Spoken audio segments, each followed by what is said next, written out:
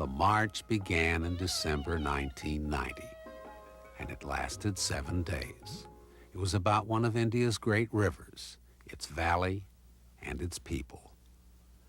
The march had come after many years of nonviolent demonstrations, petitions, rallies, sit-ins, and hunger strikes, all part of the struggle by an environmental movement called Narmada Bachao Andolan, formed to protect the Narmada River, the Narmada Valley, and the million people who live there from an international hydroelectric and irrigation project financed by the World Bank.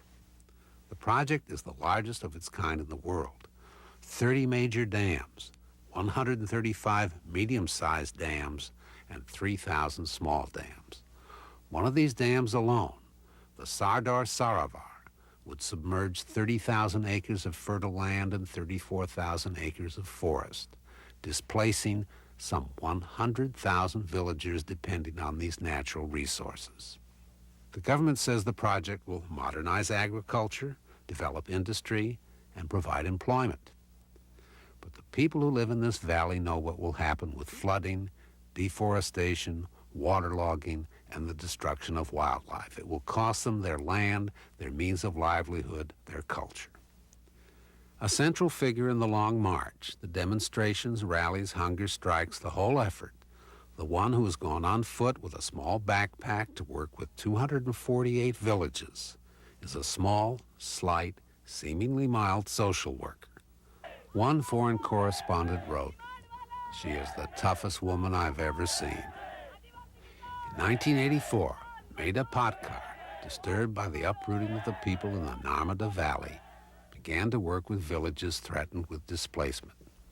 When she saw that there was no effort to help them resettle, she joined with tribal, village, and religious leaders in protesting the dams being planned. Why not smaller indigenous water conservation projects? The opposition was unbending and at times violent. There were arrests and beatings, and she was one of the victims. But Medha Patkar comes from strong people. Daughter of a trade unionist father and a mother active in women's organizations, she has had the spirit and determination not just to help organize and lead marches and demonstrations, and not just to involve herself in protests like her own hunger strike, but to work with others in achieving real results through meetings, negotiation, testimony.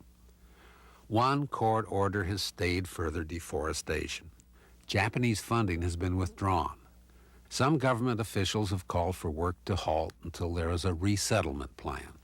And in an act without precedent, the World Bank has ordered an independent evaluation of the Sardar Sarovar Dam.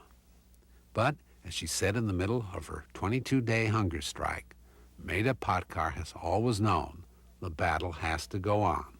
The struggle that we are fighting is really an indefinite one, and it's the question of life and death, nothing less than that. For outstanding environmental achievement in Asia, a 1992 Goldman Environmental Prize is awarded to Medha Patkar of Baroda, India.